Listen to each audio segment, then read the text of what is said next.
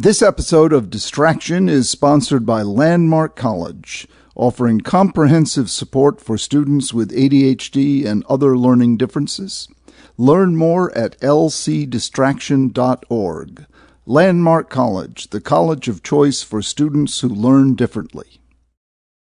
I think when Tim found out he had ADHD, he was in the height of his career, one of the heights of his career. Yeah. But it did explain a lot of things for both of us. You know, it was sort of, so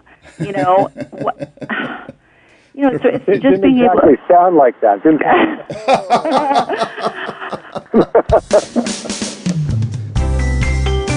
Hello, this is Dr. Ned Hallowell, and welcome to Distraction. Today we have a truly special show. Not that all our shows aren't special, but this one really is because of our two guests, Tim and Nancy Armstrong. They have a wonderful story to tell and really amazing experiences to recount. But for those of you who don't know, Tim Armstrong was a real wunderkind in the business world. He was president of Google America, and then he sort of single-handedly resurrected AOL from the doldrums and turned it into the vibrant outfit it is now. And he's gone on to, being a serial entrepreneur, to the DTX company where he is CEO. And as is his wont, continuing to innovate and create. And then his amazingly dynamic wife, Nancy, equally a pioneer, co-founder and former executive producer of Makers, a woman's media and leadership platform. And she is the current executive producer of the first feature-length documentary on ADHD coming out in 2021, and I'm proud to be part of that endeavor myself. I could really go on about the Armstrongs. I've come to know them.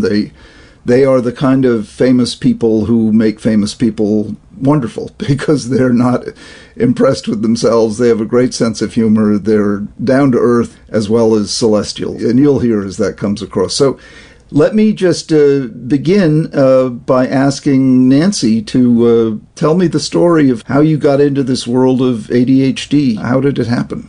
Well, I think, our firstborn son exhibited signs of, hyperactivity and lack of focus early on, but really it was the sensory issues that seemed to really hinder his normal daily activity.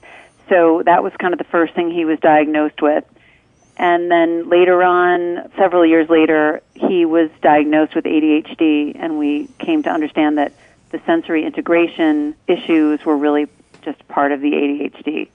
Would you say he was an easy child to raise? No, he was, sweet, funny, charming, but difficult. The answer to everything was no. He couldn't focus in school. He, all kinds of, the kids sort of developed normally,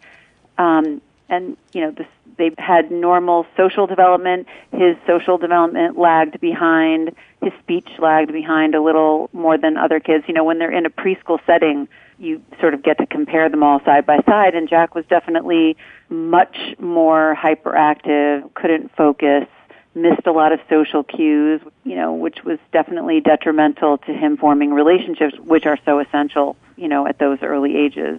But he was fun, interested in things. When he got interested in one thing, he dove very deep into that thing. And he was just very funny. But yeah, it was definitely a struggle, and there was oppositional behavior. If we said right, he said left. If we said yes, he said no. So over time, day after day, that puts a strain on the family and on the sibling relationships, everyone. And Tim, for you, what was it like? Here you were running big organizations, and you'd come home to a little boy who wasn't exactly getting with the program. So Nancy is a much better parent than I am, and I think that coming home, really was trying to myself help our son out and to help Nancy out as a partner parent. I was traveling a lot, and I think the journey with my son actually turned into a journey with the whole family because, lo and behold, once we started to work with you, Ned, and understand, really what my son's skill sets were and what they weren't, it became directly applicable to me. So I think during that time period as a parent, I probably was not as helpful as I could have been up front because, to be honest with you, some of the stuff that my son wanted to do and he was interested in and sort of going left where everyone was going right is the same skill set and viewpoint I have on the world. So I think it took us a little while to get into the rhythm of how do you, help our son be successful, how do we make our parenting successful, and how do you not have a situation where the stress from that, puts a real stress on the marriage or it puts a stress on the whole family. So I think that took us a little while to work through, and thanks to you in a huge part, we kind of got a different view on it. So I would say that was the experience, up front at parenting. Tim, what was it like for you, running a really well-known, huge organization to learn about this, and how did you deal with the stigma that some people associate with ADHD? Yeah, for me, I tend to be somebody who's pretty upfront about things, and for me, actually, the same time period this was going on with our son, I started to realize that part of the reason that I really like Silicon Valley so much, and I was up in Seattle working for Paul Allen for a while, is I went from a very kind of constrained environment in terms of the, schooling and those type of things to going to a world where I would say a lot of the people I worked with had ADD or ADHD. So I had kind of gotten this career tailwind for myself, basically getting involved with the businesses I did because a lot of the creativity and a lot of people there had ADHD and ADD, and still do, by the way. Yes. But I'd say that the negative side to it was the last 25 years I've been going from Silicon Valley back and forth to New York. And in New York, the culture is much more Wall Street, much more buttoned up. And I think that my gene in New York City, although a lot of people have ADD and ADHD in New York City, it's not as openly discussed. And like the town I grew up in, people didn't know what it was, but it was seen as a real negative. And so I think without my experience of going to the West Coast and being in an environment that actually not only had it, but rewarded it to a large degree, I think my viewpoint, if I'd only stayed in my environments I grew up in or just been in like Wall Street in New York, I think it would have been a much tougher road. For me personally, maybe I would have been successful, I don't know, but it would have been a tougher, I had to see it to be it, basically, and that's what Silicon Valley, did to me. So I think sharing it, as years have gone on, a lot of your work, Ned, and some other people's work in this field, it's been easier to share it. When I shared it early on, 10 or 15 years ago, it wasn't a positive. It was seen as 100% negative. And even though Nancy and I have seen a lot of positives with it, we have a lot of friends with ADD and ADHD that have been super successful, it was kind of like a secret. And there are negatives to it, but there's a lot of positives as well. Well, there sure are, and you're living proof of that, as is your son, who just got into Northeastern University, his first choice, and it's all turning out really well. So, Nancy, is that why you and Tim decided you wanted to make this documentary? Because you knew that a lot of people just had a wrong notion as to what this condition actually is? Well, I would say we had a wrong notion for many years also, in terms of our experience. First of all, Jack was diagnosed at 8, and that was when Tim was diagnosed, because Tim had no idea that he had ADHD. And when the diagnostician was sitting across from us explaining what was going on in Jack's brain, Tim said, well, I have all those. That's me. And yes. He said, well, it is genetic. And so I'm sitting there going, wait, what? It's sort of this revelation that happens. And Tim was kind of like the light at the end of the tunnel in my mind. But still, it was so difficult raising Jack. And every day was such a struggle. And you just never knew when you were going to get that email from school or a call from school. And poor Jack was just getting so much negative feedback. Yeah. And then we met the Jackmans, who introduced us to you. And that was kind of the first time when I heard the positive side, that there was this positive viewpoint on ADHD, and it started to sort of turn my thinking on it at that moment and look at it very differently and look at my parenting differently. So that was kind of an aha moment the whole Ferrari brain with bicycle brakes. Right. The hyperactivity is energy and creativity. The impulsivity is creativity. So that's when I started to sort of think about it differently. And along with that, it seemed like so many people that Tim worked with, their kids had sensory integration disorder or ADHD. So we started connecting the dots, which means they also probably grew up with it.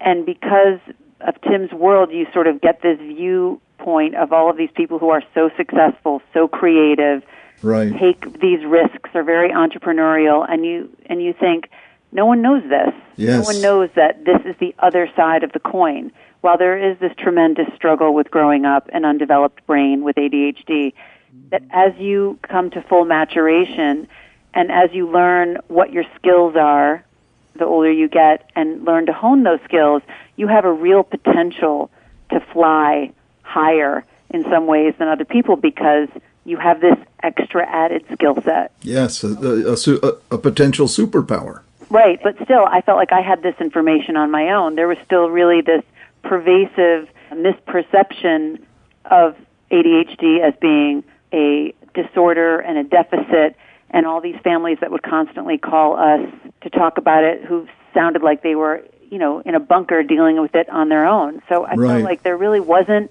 more information out there and a more thorough, broad understanding of what is the ADHD brain, where is it challenging and where is it magic. I wanted people to have that understanding with you, and you and I talked about this for years. It's amazing. I mean, you and Tim took action, and tell the listeners the story of what's happened so far. I mean, it's a lot of people say they want to do something. Not many actually do something. Tell the listeners what you guys are producing. So we hired Atlas Films, which is an award-winning film company. They did films like The Devil We Know, Fed Up, Under the Gun. So they're a prolific documentary filmmaking company and very well regarded. So we chose them to go on this journey with us and make this film. And so we are well underway. We have identified 4 families that we're following that will be part of the film, as well as, experts. And, what we really hope to talk about in the film is things like the struggle, which we've talked about, the education system, how has the educational model changed over time in terms of the structure of the classroom, and how is that impacting kids who have ADHD? How is it compounding the difficulty and long-term consequences of having ADHD as it relates to the negative feedback and the inability to sustain attention in a seat for 15 minutes listening to a lecture? And also, talk about the history and science and focus on the end of the movie, which is the hope, and how all of these people that have been so successful are evidence that this trait has survived for a reason and has been critical to the forward movement and evolution of our society. Yeah, I mean, I would argue these are the people that founded this country. If you look at the colonists, who would get on a boat in England in 1600 and come over here? I mean, it pulled for a very special kind of person, a dreamer, a risk taker, a pioneer, wide-eyed and wild-eyed, and go for broke and try to discover gold in hills that they'd never even encountered. And then the waves of immigration that continued to come. It's ADD. We're a nation that has been built by people with this trait, which is why it's so time to stop calling it a deficit disorder and let people know that without it, we'd be nowhere. I mean, what are we most famous for? Entrepreneurialism and freedom. Well, those are the 2 core values of people who have this trait. And, it's, to call it a deficit disorder does such a disservice. And what I love about you two is that you've put your money where your mouth is. For listeners, they're personally funding this, and it's not inexpensive to make a first-rate documentary. And Nancy and Tim are so passionate about giving people the tremendous benefit that knowledge carries with it. I mean, it's, stigma is rooted in ignorance. And, if this documentary can strike a blow of letting people know that this is a trait to be proud of, that, yes, it can ruin your life on certain days, but in the long haul, if you manage it right, it makes your life. And Tim, wouldn't you say that a good deal of your success derives from having this kind of mind? Definitely. And I think it's, again, it's one of those things. I think if you're a parent or you're a child and you're dealing with growing up with it, I think looking back on my school experience, although, I did okay in school and had successful outcomes, it took about 5 times the amount of effort for me because I'm hyper creative and very good at connecting dots, which is the skill set out in the business world. When you're doing rote math homework or, having different verb tenses in Spanish class over and over again, it's not exactly a super skill in that environment. So, No, I think that, if you're a parent out there or you're a kid listening to this, I would just say that a lot of the things that are a real grind in childhood for having this become a real benefit when you get out to the real world. And, we have a good friend of ours who always says ADD is really ADA, attention deficit advantage. But who you partner with in life is also super important. I think you want to be with somebody who's got not OCD, but OCA, which is obsessive compulsive advantage. Right. And I think when you put those two things together, I think managing ADD and ADHD is, really on you as an individual to try to figure out how to do that and make your skill set, and then 2, to make sure you partner with people that have different skill sets. And I think those are the learnings that are really hard when you're young. And as a parent, it can be frustrating. As a kid, it can be frustrating.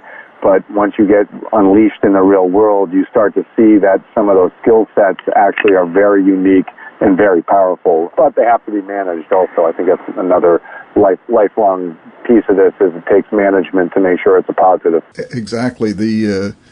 My analogy, race car brain with bicycle brakes, if you don't strengthen those brakes, you can really crash and burn. And, the prison population, the addicted population, the unemployed is overrepresented of people who have this. So the 3 of us are not, saying this is an unmitigated blessing, not at all.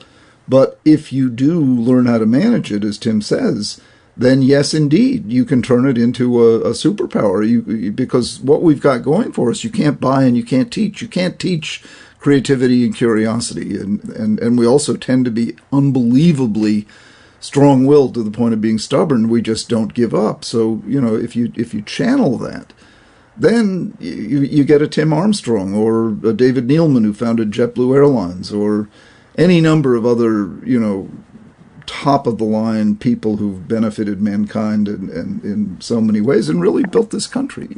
We're on a bold mission, but you two are remarkable. Nancy, you mentioned the end of the movie and hope. Do you want to make just a comment about that? That's Tim's expression, take me to the end of the movie, which means because he doesn't have the patience to listen to all of my detailed explanations. Right. So it's very ADHD. If he'll take me to the end. No, not just. I would say, a bunch of Tim's friends who have ADHD, they would probably also say, take me to the end of the movie. Because when I get into my long, detailed explanations, they just want the net, and, what happens at the end, which is the hope. What we hope to have in this film are people who are out in the world and are very successful, who are willing to talk about how they struggled in school, how things were really difficult. Like a David Neeleman story, how he talks about how bad he felt in high school, but somehow he persevered and honed his skill set to be such an incredible, game-changing business person. Sylvester Stallone has talked about how he struggled so much in school and his teachers told him he would never amount to anything. Michael Phelps' teachers told him he would never amount to anything. Because these kids are outside the box, it's very threatening and unnerving to people who want them inside the box. Yes. So they get all of this negative feedback, and it's very, very detrimental, as you know, to self-esteem. And the thing that I want to say about it is we need to get these kids through to adulthood intact, which means we have to protect them from taking all these hits. Yes. And one of the things that, when Jack was diagnosed, everyone freaks out when you start talking about medication because no one wants to give medication to a child. But right. So I talked to everyone. I talked to a psychiatrist, the pediatrician, the diagnostician. I wanted everyone's input. And they all said, it's not good for Jack to be taking all these hits at this age. Right. What will become of his sense of self? And that very much resonated with me, because I could just imagine, someone who gets constant negative feedback, that's not going to develop into the person that they want to develop into. And your brain is developing. It's all formative. It's all formative experience. Yeah, and so the other thing that I think is really interesting is we have two daughters who both have ADHD, and I don't think we would have ever known that necessarily or tested it, because theirs is so much subtler. Nancy, I'm really glad you mentioned that, because girls can have this just as much as boys, women just as much as men, and the biggest undiagnosed group are adult women, followed by girls. They don't get diagnosed because they're daydreamy, whereas the boys typically are disruptive, as Jack was. The girls are daydreamy. My daughter Lucy, who has it, the teacher would say, I'll ask Lucy a question, she'll just smile at me. I don't think she's really heard the question. So it's easy to overlook and think that the person is shy or not very smart or anything but ADD, and then the adults get diagnosed with depression or anxiety. And untreated ADD can cause depression and anxiety, but that's not the underlying cause. So I'm really glad you highlighted the issue with girls, because they deserve attention as much as boys. And the other big caveat is you don't have to be failing to benefit from a diagnosis. You don't have to be the bottom of your class at all. I mean, some of the valedictorians can have this, and there are Nobel Prize winners who indeed have it. So I think when Tim found out he had ADHD, he was in the height of his career, one of the heights of his career. Yeah. But it did explain a lot of things for both of us. Right. Oh, what? So it didn't exactly sound like that, didn't it? No, but I think as a spouse also you feel kind of bad that you've been critical of this thing that is part of their brain. You sort of are critical of the parts that are more challenging and don't fully appreciate the fact that that is also responsible for their tremendous success. Like, you just don't know. You don't put it all together. So I think it's when you get the diagnosis, particularly in adulthood, it's a tremendous relief, and that's what we've seen in one of the women that we're following, is this tremendous sense of relief that she doesn't, in her words, suck at adulthood. That there, that there's a reason and many forms of treatment that could help her mitigate the challenges on the negative side and accentuate the gifts on the positive side. So it's an awakening. And you've seen that so many times in your practice. Oh, my God, it's why I love my job. But particularly adult women, they are just so few clinicians are onto this. And so it gets missed all the time. If they go for help, almost invariably, they'll be diagnosed with anxiety or depression. But when they get the right diagnosis, when it's ADD, then, as you say, it truly is like out of that movie. It is an awakening. Suddenly, my goodness, they take off, and not just professionally. Marriages are saved, relationships are saved, motherhood is saved. I mean, everything improves. Everything you do in life improves with this diagnosis, beginning just by reframing that you don't have to think of yourself as a dingbat anymore, or suck at life. That indeed you're enormously talented. I tell people all the time, I don't treat disabilities, I unwrap gifts. Mm-hmm. And you've been talking about that for a long time, Ned, but I think what the timing of this is so interesting, because just doing a Google search of ADHD to see what else is coming up, so much of it is looking at the positive traits of the ADHD brain, talking about creativity, talking about the link between curiosity and impulsivity. So it's bubbling up under the earth right now in a more widespread way. You've had your, finger on the pulse of this for years and years, but broadly across the medical profession, I think it's more widely being looked at in a different way. And so this film is kind of bringing that understanding to a broader audience. Thank goodness. And thanks to you and Tim, because this is I mean, it's a shame to have really good news suppressed, and ignored. So this is really good news, and I've known it, but the world hasn't. And thanks to you guys, it does seem as if the time is right. It does seem so many people can identify with having struggled or felt misunderstood during their education, and then when they finally hit adulthood, if, as you put it, Nancy, they got to adulthood intact, then they took off, and that's what we want to be able to show people. And as Tim says, how to manage it and not just survive. Oh no, thrive. That's what we're after, and that's reasonable. That's not pie in the sky at all. It's absolutely within reach of everyone who has this trait. And just to illustrate that, Tim has a great story of a talk he gave recently in front of 3,000 people. Tim, can you tell that story? Because I just think that's the crux of it. Sure, and I think this story illustrates, I think, what you guys were both just talking about. And, Ned, I think the ability for us to have you and Deb Jackman get us to you, for you to change our lives. We have brought other people to you who you've changed their lives. And I think one thing Nancy and I talked about was starting to be more open about this, and then try to get the same level information and help we got from you to people who normally, to democratize it and try to get it out to more people, which you've been doing through the writing of your book and books and, really everything you've been doing in the field for years.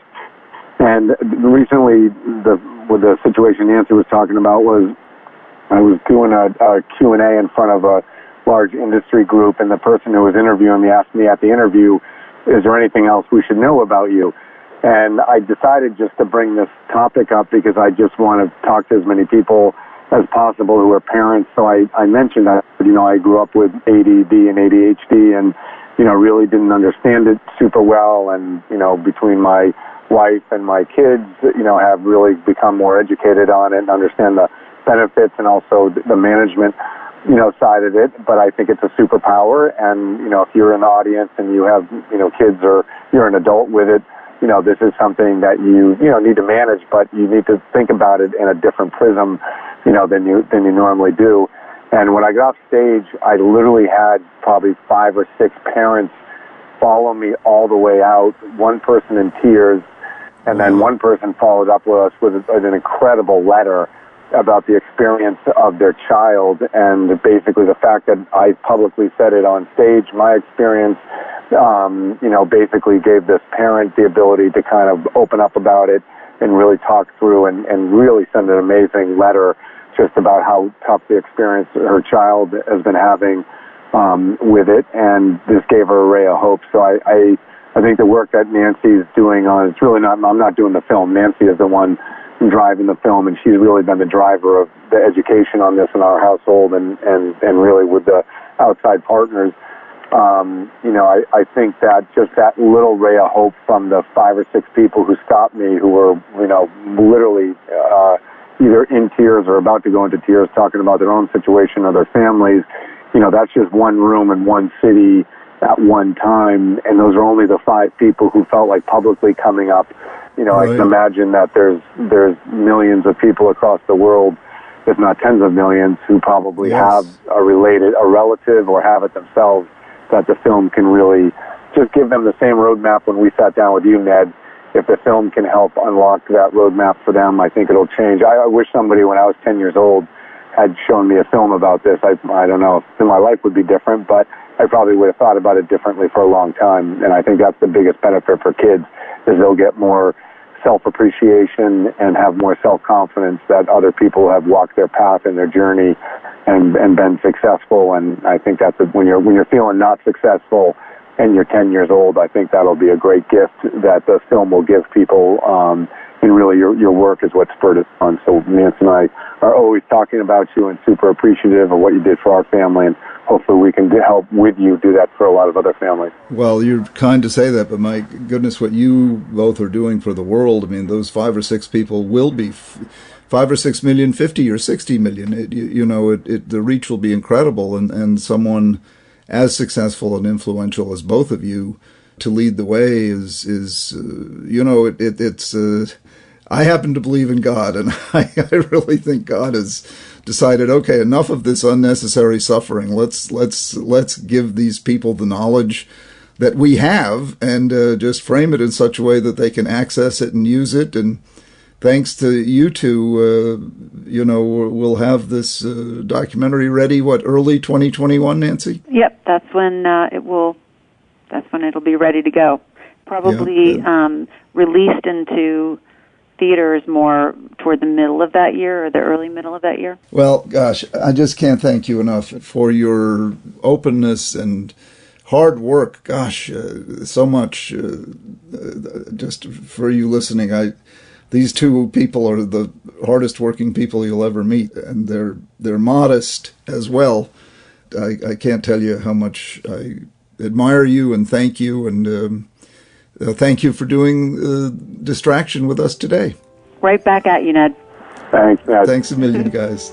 Okay, well, that's it for today's episode. I don't know about you, but Tim and Nancy Armstrong, my gosh, what they're doing, not only funding it, but opening their personal lives up in ways that most people just would be too hesitant to do. And they're generously giving of their time, money, emotions. So grateful to them for the contribution they're making to the world. So, as you can tell, I feel pretty strongly about them and about this cause, and look for this documentary next year, in the first half of next year at some point. It'll be out there. Meanwhile, please continue to send us your questions and show ideas. Email connect@distractionpodcast.com or record a voice memo on your phone. We love hearing your voices. The email address is connect@distractionpodcast.com. All right, Distraction is created by Sounds Great Media. Our producer is the always questioning, hardworking, and delightful, light-footed Sarah the Redhead Girton. And the podcast is recorded and edited by the illustrious student of sound engineering and a man of impeccable taste, particularly in his haberdashery, Pat Keogh.